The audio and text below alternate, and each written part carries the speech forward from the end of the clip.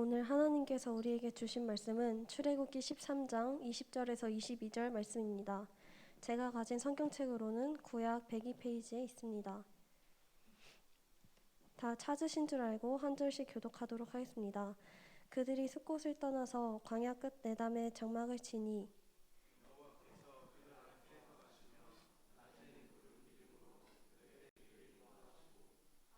불 기둥을 그들에게 비추사 낮이나 밤이나 진행하게 하시니 낮에는 구름 기둥 밤에는 불 기둥이 백성 앞에서 떠나지 아니하리라. 아멘. 오늘은 이호원 전도사님께서 불편한 동행 밤이나 낮이나 라는 주제로 말씀 전해주시겠습니다.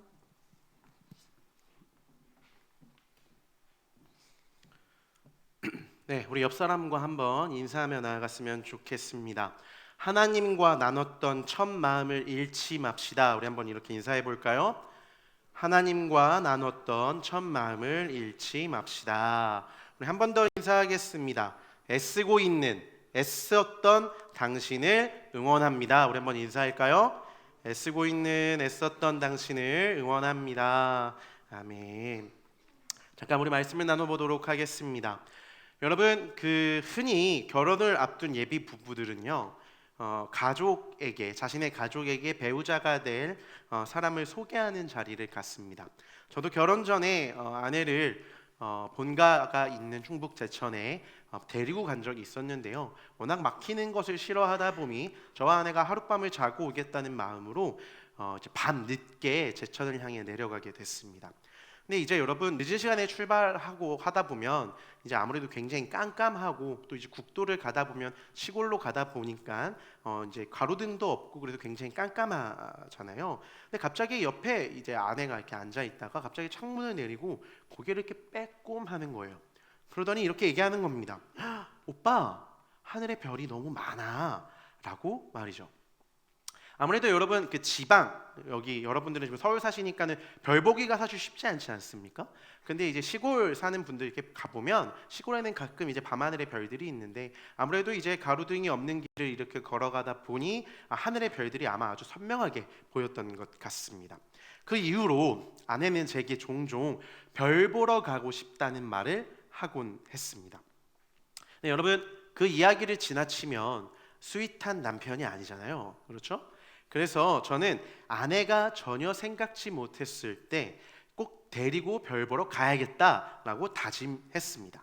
그리고 드디어 며칠 전에 저는 아내에게 말했습니다. 어디야 지금 뭐해? 나랑 별 보러 가지 않을래? 이런 분위기를 예상한 게 아닌데 아내가 애들이 뻑갈 거라고 해보라고 해서 했는데 이거 아니네요. 자, 이러면서 안 하겠다고 했거든요. 자, 어쨌든 나랑 별 보러 가지 않을래? 라고 아내에게 제안을 했습니다. 근데 여러분, 별 보려면 날씨가 굉장히 중요하거든요.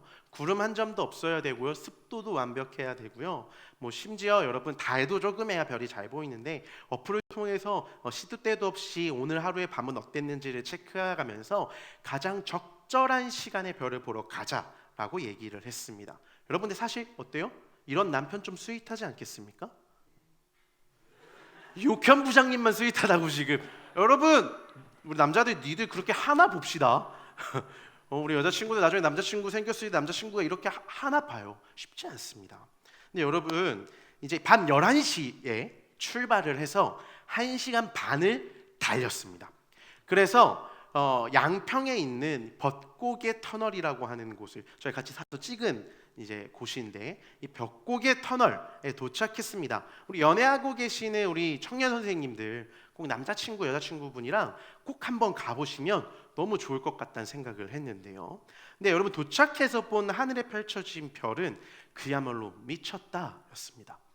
여러분, 눈으로 쏟아질 것 같은 그 반짝반짝한 별들, 그 수많은 별자리들을 확인할 수 있을 만큼 선명한 보석들이 하늘에 수놓아져 있었는데 이미 아내는 삼각대를 가지고 핸드폰으로 사진 찍기에 여념이 없었어요. 막 그러면서 오빠 미쳤다, 난 세상에서 제일 행복한 여자일 거야, 막 이러면서 하는데 어때요? 굉장히 뿌듯했습니다.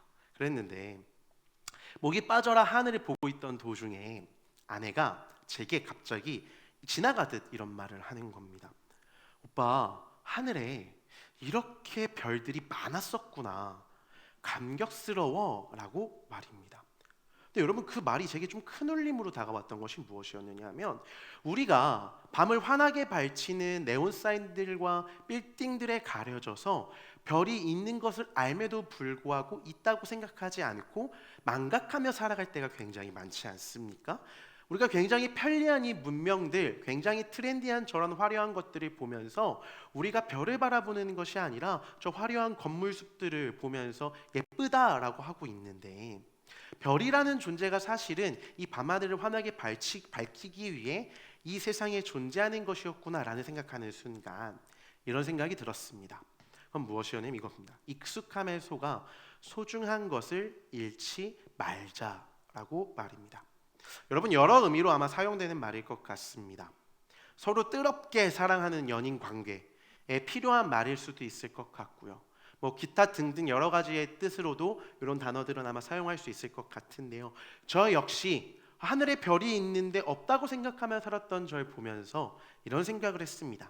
신혼 기간인 지금에만 스윗하지 말고 평생을 함께할 이 사랑에게 항상 꽃도 따다주고 별도 따다줄 것처럼 스윗한 남편으로 살아야지 라고 다짐했다라는 겁니다. 익숙함에 속아 소중함을 잃어가는 것을 우리는 자주 하고 있기 때문입니다. 그런데요, 여러분, 제가 이 별을 보고 있다가 우리의 신앙도 이와 되게 비슷하다라는 생각을 했습니다.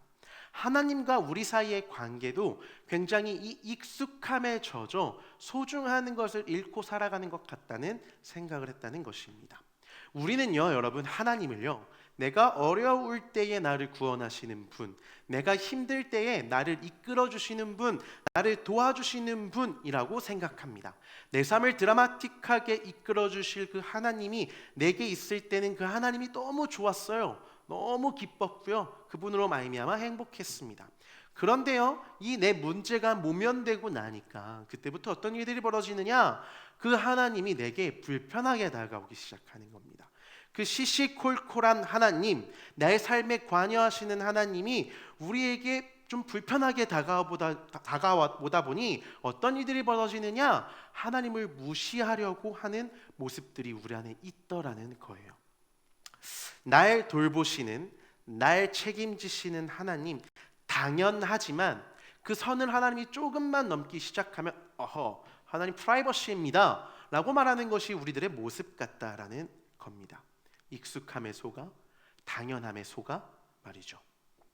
우리는 여러분, 지난주에 살펴본 것처럼 하나님께서 이스라엘 민족들을 블레셋 사람들의 땅의 길에서 돌리셔서 홍해 바다가 있는 에담이라고 하는 곳에 진을 치게 하셨다라는 것을 알고 있습니다. 그리고 우리는 이 에담이라고 하는 이 곳이 사지였음을 알고 있습니다. 왜요? 10가지 재앙으로 열심히 맞았던 바로가 이집트 사람들이 화가 나서 자신들의 군대들을 이끌고 이스라엘 민족들을 죽이러 쫓아왔기 때문입니다. 근데 여러분, 제가 문득 그런 생각이 들었어요. 애굽에서 430년 동안 이 이스라엘 민족들은 버려진 상태로 있지 않았습니까? 물론 버려지지 않았다라고 이야기하지만 그들이 느끼기엔 내가 지금 버려졌다라고 생각했지 않겠습니까? 근데 그랬던 이스라엘 입장에선요, 여러분, 다시 누군가에게 버려질지도 모른다는 불안감은 당연할 것입니다. 그리고 그 불안감이 피어나서요, 여러분, 차라리 노예로 살았던 때가 나았다는 불평으로 번지는 것은 어쩌면 굉장히 당연하다라고 생각이 들었습니다. 왜요? 10가지 재앙을 통해서 하나님께서 위대함을 밝히셨지만, 그랬긴 했지만 의문이 남은 겁니다. 뭐냐 하면요, 이런 위대하신 하나님께서 왜 430년 동안에 우리를 그대로 내버려 두셨는가? 라는 질문 말입니다. 어쩌면 하나님께서 430년 동안 모아두셨던 에너지를 지금 쓰고 계신 것은 아닐까? 혹시 쿨타임에 걸리면 어떡하지? 라는 생각들이 우리 안에 있을 수도 있었다라는 거예요. 이러한 불안에서 피어난 질문에 대해서 오늘 본문은 아주 명쾌하게 답변하고 있습니다. 우리 다 같이 함께 본문의 말씀을 읽어보겠습니다. 다 같이 읽습니다. 시작. 여호와께서 그들 앞에서 가시며 낮에는 구름 기둥으로 그들의 길을 인도하시고 밤에는 불 기둥을 그들에게 비추사 낮이나 밤이나 진행하게 하시니 낮에는 구름 기둥 밤에는 불 기둥이 백성 앞에 떠나지 아니하니라. 아멘. 여러분, 고대 근동, 사실 고대 근동이 아니죠. 지금도 광야와 사막은요, 낮과 밤의 기온의 폭이 굉장히 큽니다. 쉽게 말하면 낮에는 너무 덥고 밤에는 무지 춥다라는 거예요. 근데 광야를 지나던 이 이스라엘 민족들은 여러분 자연 현상들을 신격화했던 애굽의 문화권에서 430년 동안 살았던 이들입니다. 여러분, 애굽의 문화가 익숙한 사람이었다고요. 그러면 광야를 걸어가는 동안 겪게 되는 너무 뜨거운 무더위와 으슬으슬 추운 추위가 자칫 애굽 신들의 분노를 사 우리가 받고 있는 징벌로 여겨졌을 가능성이 굉장히 컸을 것입니다. 그 때문에 여러분, 더위와 추위 이것을 막아줄 수 있는 저 구름 기둥과 불 기둥들은요, 여러분 바로를 이기신 하나님이 여전히 건재하다는 징표로서 나타났을 것입니다. 여러분, 이 승리의 소식을 출애굽기 저자는 뭐라고 표현하느냐? 이렇게 표현하는 겁니다. 여호와께서 그들 앞에서 가시며 라고 말이죠. 이후로 여러분, 이스라엘 민족들은 구름 기둥과 불 기둥의 존재를 무엇이라고 여겼느냐? 하나님께서 끊임없이 우리와 함께하고 계시며 우리의 갈 길을 이끄신다라는 의미로서 생각했습니다. 그래서 민수기 9장 말씀을 보면요, 이렇게 기록되어져 있습니다. 구름이 성막에서 떠오르는 때는 이스라엘 자손이 곧 행진하였고 구름이 머무는 곳에 이스라엘 자손이 진을 쳤으니 이스라엘 자손이 여호와의 명령을 따라 행진하고 여호와의 명령을 따라 진을 쳤으며. 자, 그럼 잠깐 이 화면 띄워주시고요. 제가 지금 색깔로 여러분 해놨는데요, 이 민수의 기록, 구름이 성막에서 떠오를 때는 이동했고 성막으로 내려왔을 때는 멈췄다라고 하는 이 기록이 의미하는 바가 무엇이냐면, 이 이스라엘 민족들이 구름 기둥의 형태를 가지고서 하나님의 뜻대로 이동과 정착을 반복했다라는 것입니다. 그리고 이는 이스라엘 민족이 하나님의 말씀에 귀를 기울였던 시기, 상당히 짜증나는 일이었을 수도 있음에도 불구하고 하나님의 말씀에 내가 순종하고 귀를 기울이며 걸어갔던 시기였다라는 것을 의미하기도 합니다. 그래서 여러분, 예언자들은요, 이 광야의 기간을 무엇이라고 해석했느냐 하면 하나님과 이스라엘 민족 사이의 신혼생활로 여겼습니다. 그러니까 여러분, 신혼생활로 여겼다라는 거예요. 그래서 익숙함에 속아 소중함을 잊은 이스라엘 민족들을 향해 그래서 이 신혼생활의 기억들을 가지고서 뭐라고 예언자들이 말하냐면 너희들이 하나님을 향한 첫 마음과 첫사랑을 잊었다라고 이야기한다라는 거예요. 여러분, 신혼생활, 지금 이게 제가 사진 찍었을 때고 신혼여행 갔을 때 찍은 사진인데, 여러분 신혼생활은요, 여러분 그냥 상대방의 행동만 봐도 웃음이 터지고요, 행복합니다.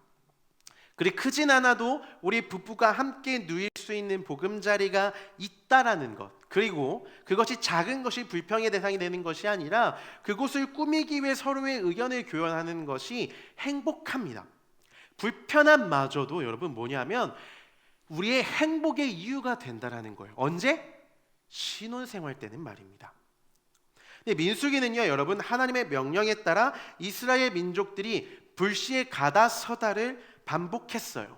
그럼에도 불구하고 이들이 이 말씀에 순종했다고 기록하는 것은 이들도 불편함을 행복과 기쁨으로 받아들였다라는 거예요. 하나님과 동행했던 그 순간, 구름 기둥과 굴 기둥의 보호 속에 있는 순간, 내가 배가 고플 때에 하나님께서 하늘에서 내려주시는 만나와 메추라기로 나의 배를 채운 그 순간, 그 순간을 내게 기쁨의 순간으로 여겼다라는 것입니다. 그런데 여러분, 이 이스라엘 민족들이 하나님을 잊기 시작했습니다.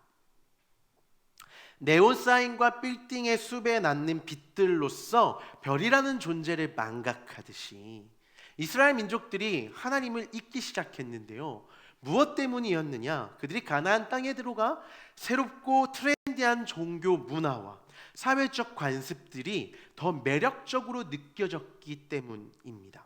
그들이 그러니까 하나님을 잊어가는 데 있어서 더 트렌디하고 매력적인 것이 눈에 가득했던 거예요. 여러분, 하나님은 그 순간에도 이스라엘 민족들을 알뜰살뜰 보살피셨음에도 불구하고 이미 그 보살핌에 익숙해진 이스라엘들은요, 그 익숙한 보살핌이 불편해지기 시작한 것입니다.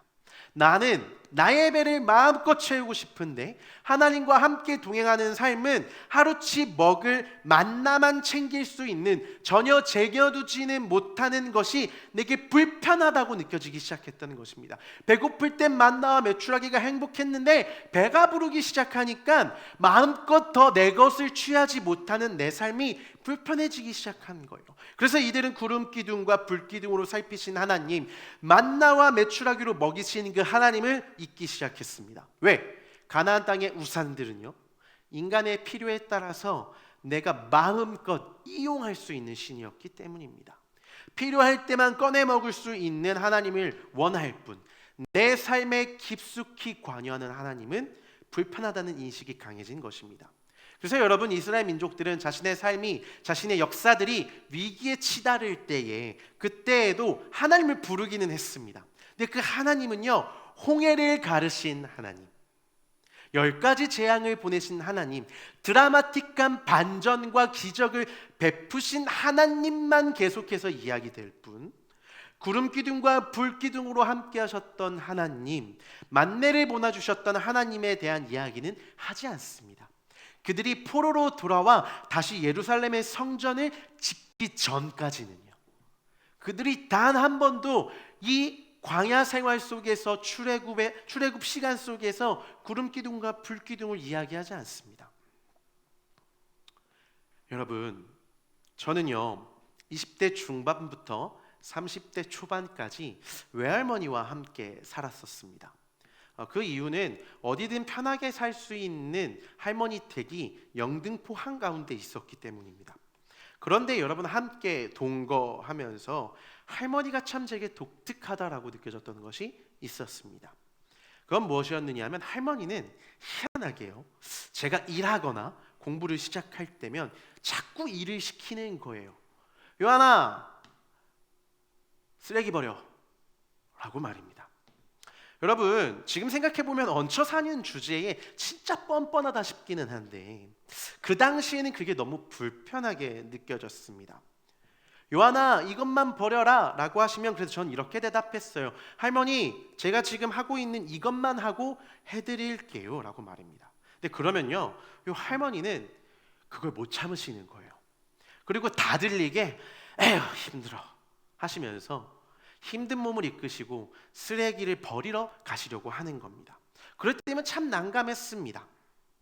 그래서 제가 할머니한테 가서, 할머니, 제가 이따 해드린다고 하셨잖아요. 안 하겠다고 하는 것도 아니었는데 왜 자꾸 절 부려막심한 놈으로 만드세요라고 쏘아붙이기도 했습니다. 그러다가 할머니가 어느 날 삼촌에, 이제 안성에 사시는데 삼촌의 집에 내려가서 좀 있다 오시겠다는 겁니다. 한 달 정도 있을 거라고 얘기하셨는데, 근데 저랑 사촌 동생이 그 당시에 같이 살았을 때 이게 웬 떡이냐 싶었습니다. 한동안 잔소리에서 해방된다고 생각했기 때문이에요.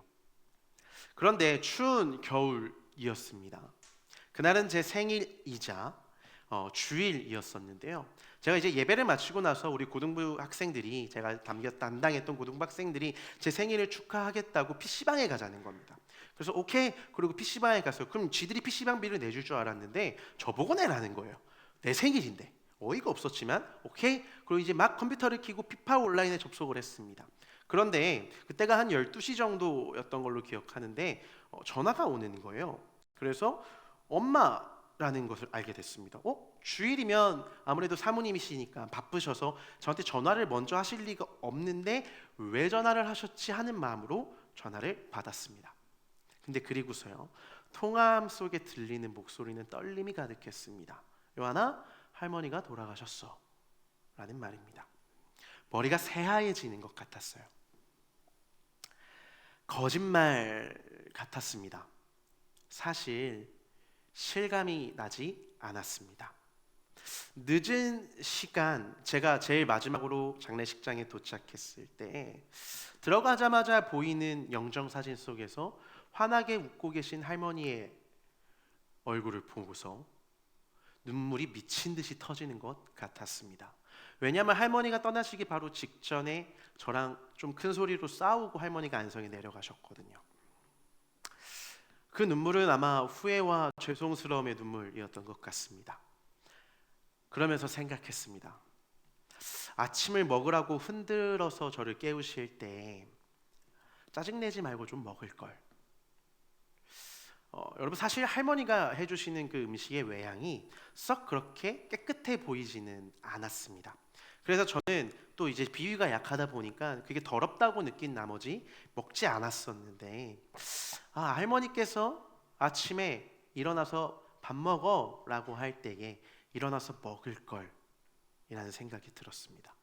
쓰레기 버리라고 할 때 바로바로 좀 버릴 걸, 할머니가 바닥을 닦으실 때에 내가 좀 닦아볼 걸, 늦은 시간에 들어오면 걱정하니 도착했다고 인사 한 번만 하고 들어가라는 걸 좀 제가 자주 무시하고 그냥 방에 들어갔었는데, 그냥 매일매일 할머니 저 왔어요 라고 인사할 걸 이라고 마음 가운데 후회가 가득했던 겁니다. 그리고 나서 그제서야 깨달았습니다. 불편하게 만들었던 할머니의 행동이 실은 사랑이었다라는 것을 말입니다. 그리고 불편하게 만들었던 그 할머님의 행동이 제게 보살핌이었다라는 사실도 알게 됐어요. 쓰레기를 버리라고 하실 때 할머니는 이미 손주가 편하게 버릴 수 있도록 그 더러운 쓰레기를 분리수거하시고 비닐봉투를 묶어두셨다는 사실을, 식사를 거를까봐 아침부터 일찍 분주하게 아침밥을 차리셨다는 사실을 말이죠. 얼마나 울었는지 몰라요. 어렸을 땐 할머니가 해주시는 음식이 제일 맛있다고, 제일 좋다고 했던 제가 할머니의 음식이 싫다고 했던 것이 얼마나 수혜스러웠는지 모릅니다. 근데요, 여러분, 우리가 생각하는 하나님의 인도하심도 이와 비슷하다라는 생각을 했습니다. 혹시 여러분들이 생각하는 인도하심은 무엇입니까? 여러분들이 생각하는 하나님이 내 삶을 인도하셨어 라고 할 때 듣는 생각이 무엇입니까? 나의 삶을 보다 더 윤택하게 만드시는 것입니까? 시험의 결과가 내가 생각했던 것보다 훨씬 더 잘 나왔을 때 하나님이 날 인도하셨다고 생각하십니까? 요행을 행운으로 바꾸시는 것, 내 앞길에 탄탄대로가 열리는 것, 혹시 이런 것들이 하나님의 인도하심이라고 생각하셨습니까? 반주 부탁드려요. 여러분, 만약 그러하다면 우리는 홍해를 가르시지 않는 하나님은 필요하지 않을 것입니다. 만약 그렇다면요, 바다 위를 걸을 수 있도록 도우시는 하나님만 필요하게 될 거예요. 나는 마음껏 돈을 벌고 싶은데 광야에서 이스라엘을 보살피신 하나님은 만나를 주시면서요, 이렇게 말씀하셨습니다. 하루치 이상의 음식을 저장하지 말라고 말입니다. 나는 내 맘대로 살고 싶은데 구름 기둥과 불 기둥의 움직임에 따라 내 삶의 방향성이 좌지우지 된다면 그것은 너무 불편하고 힘들겠죠. 그러나 여러분, 성경은요, 하나님의 인도하심을요, 단순히 홍해 바다를 가르시고 바다 위를 걷게 하시는 것만을 인도하심이라고 이야기하지 않습니다. 성경은 하나님의 인도하심을 무엇이라고 말하느냐? 하나님이 앞서가시는 것이라고 규정합니다. 할머니의 사랑 같은 거죠.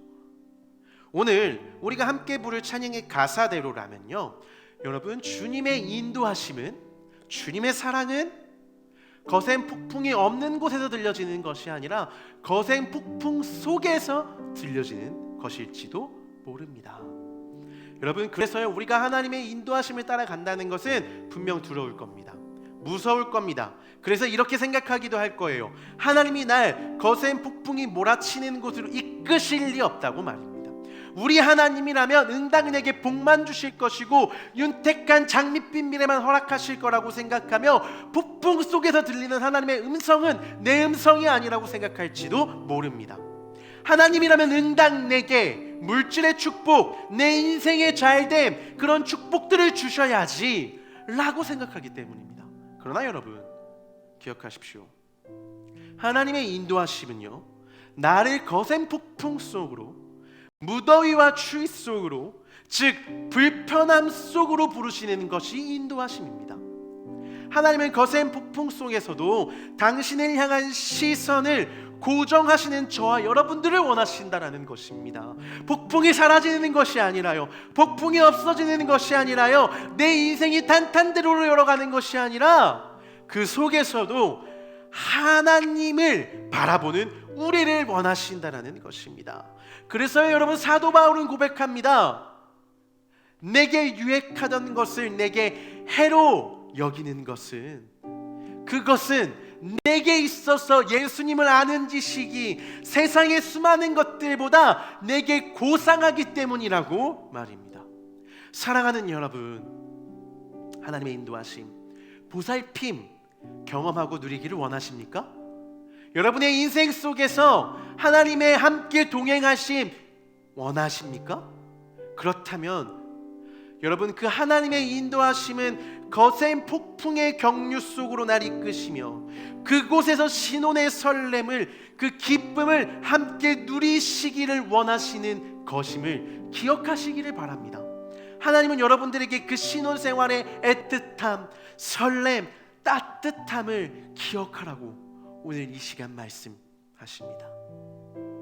두렵고 떨릴지라도, 내 인생에 조금은 탄탈대로가 아니라 오르막길이 조금 힘들게 있을지라도 그 속에서 여전히 구름기둥과 불기둥으로 나를 인도하시는, 더위와 추위가 있는 곳으로 못 가게 하시는 것이 아니라 그 길을 걸어갈 때에도 그 불편함 속에서도 구름기둥과 불기둥으로 동행하시는 그 불편한 동행에 하나님은 여러분들을 초대하십니다.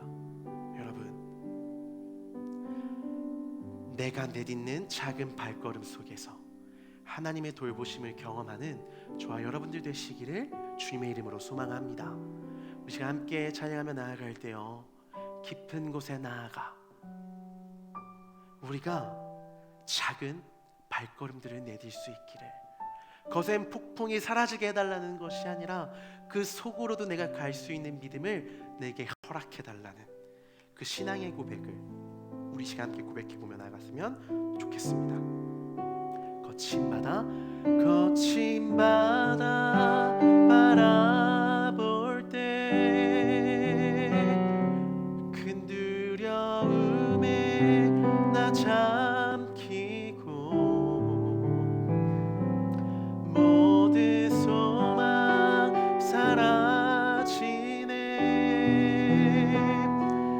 나의 맘 무너져 내릴 때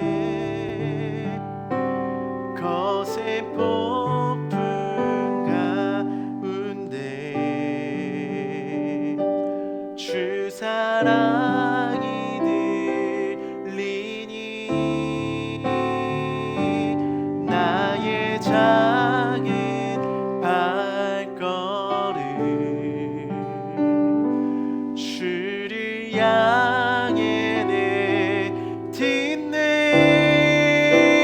깊은 곳에 나아가 내 발을 디네.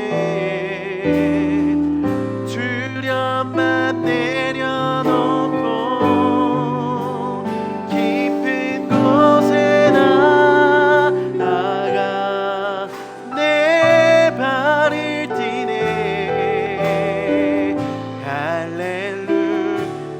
할렐루야. 우리 다시 한번 고백할 때에 나를 깊은 바닷속으로, 거센 풍랑 속으로 초대하시는 그 하나님께 따라가겠습니다.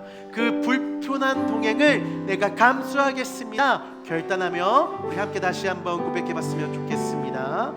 거친 바다, 거친 바다 바라보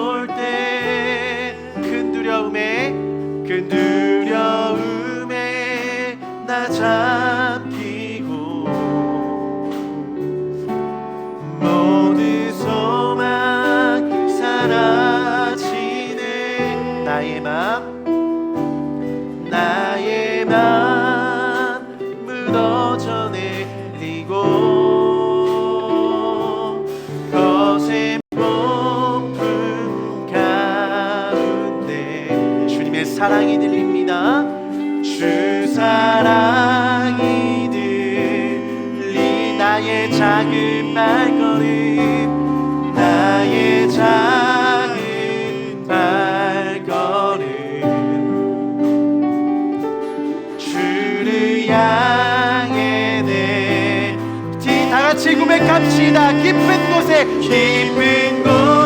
나아가 내 발을 디네 두려움만 내려놓고 깊은 곳에 나아가 내 발을 디네 할렐루야 깊은 곳에 나아가 내 발을 디네 두려움만 내려놓고 깊은 곳에 나아가 내 발을 디네 할렐루야 표대를 향하여 그리스도 예수 안에서 부름의 상을 위하여 달려가노라. 이전에 있는 것을 모두 잊어버리고 앞에 계신 그리스도께로 우리 마지막으로 고백합니다.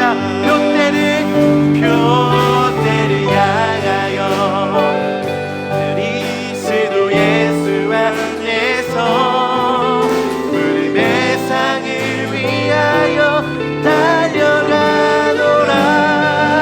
이전에 있는 것을 모두 잊어버리고 앞에 계신 그리스도께로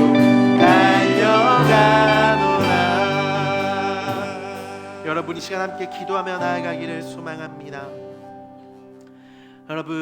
여러분들이 꿈꾸는 하나님, 바라는 하나님의 상은 내 삶의 드라마틱한 반전, 내가 공부했던 것보다 조금 더 좋은 성적, 요행을 원하는 하나님, 나에게 요행을 주시는 하나님, 혹시 그런 하나님을 원하시진 않으십니까? 그러나 여러분 오늘 성경 말씀을 통해 하나님 말씀하십니다.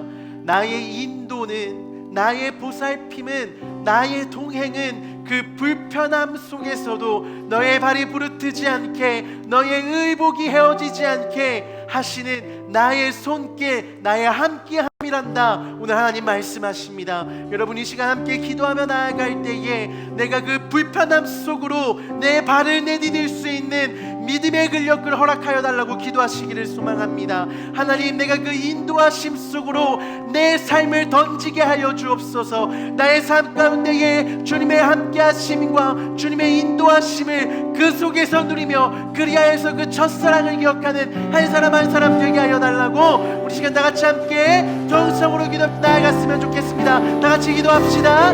사랑과 내가 충만하신 아버지 하나님 감사합니다. 하나님 오늘 이 시간 가운데에 누구누구 친구들을 붙들어 주시며 고백합니다. 하나님 지치고 어렵지만 그럼에도 불구하고 주님을 향하여 나아가는 우리들 한 사람 한 사람을 기억하며 나아갑니다. 하나님 내가 부르심의 상을 기억하며 나아가게 하여 주시옵소서. 하나님 정말로 연약하지만 그럼에도 불구하고 나와 함께 하시고 아버지 그 깊은 파도 속으로 발을 뗄 수 있는 믿음의 근력을 내게 허락하여 주시기를 하나님 정말 간절히 간구하며 기도하며 고백하며 나아갑니다. 오 주님 역사하여 주시옵소서. 하나님 오늘 예배의 자리에서 주님과 함께 동행하며 나아가는 그 한 사람 한 사람이 우리 되어 줄 수 있도록 주여 역사하여 주시고 인도하여 주시옵소서. 부르심의 상을 위하여 기도하며 고백하며 나아가는 그 한 사람 한 사람 되게 하시고 그리하여서 내게 해로 여길 것들 아버지 하나님 내게 유익한 것들을 다 해로 여기는 믿음을 나에게 허락하여 주시고 함께하여 주시기를 간절히 간구하며 기도하며 고백하며 나아갑니다. 오 주님 역사하여 주시고 함께하여 주시옵소서. 아버지 하나님 사랑과 은혜가 충만하신 아버지 하나님, 오늘 이 시간 우리가 주님을 더욱더 의지하며 나아가게 하심을 감사드립니다. 오늘 말씀을 통하여 우리가 들었던 것처럼 하나님께서 드라마틱한 반전이 아닌 폭풍 속으로 나를 부르신다 할지라도 그 하나님의 부르심의 상을 위하여 달려나가는 우리 고등부 친구들 될 수 있도록 인도하여 주시옵소서. 하나님, 그리하여서 우리가 이 세상을 살아가는 동안 주님의 그 첫사랑의 마음들을 잊지 아니하고 살아갈 수 있기를 소망합니다. 하나님께서 그 불편함 속에서도 나를 돌보시고 동행하셨던 것들을 기억함으로 우리가 평생 그리스도인으로 살아갈 때에 그 함께 하심의 경험들이 나의 신앙을 유지하는 기본적인 동력 될 수 있도록 인도하여 주시옵소서. 하나님, 특별히 지금 중간고사 기간으로 또한 수능 시험을 앞두고 있는 아버지 하나님, 우리 학생들이 있습니다. 하나님, 애쓰고 있는데 저들의 마음들을 돌보시고 위로하여 주시옵소서. 하나님, 정말로 지치지 않는 믿음 허락하여 주시고 아버지 하나님, 정말로 내가 정직하게 공부한 만큼의 결과물들을 낼 수 있도록 아버지 하나님, 정말로 실수하지 않는 힘을, 보살핌을 더하여 주시옵소서. 하나님, 우리가 헌금 드렸습니다. 이 드려지는 헌금 가운데 하나님 기름 부어주시고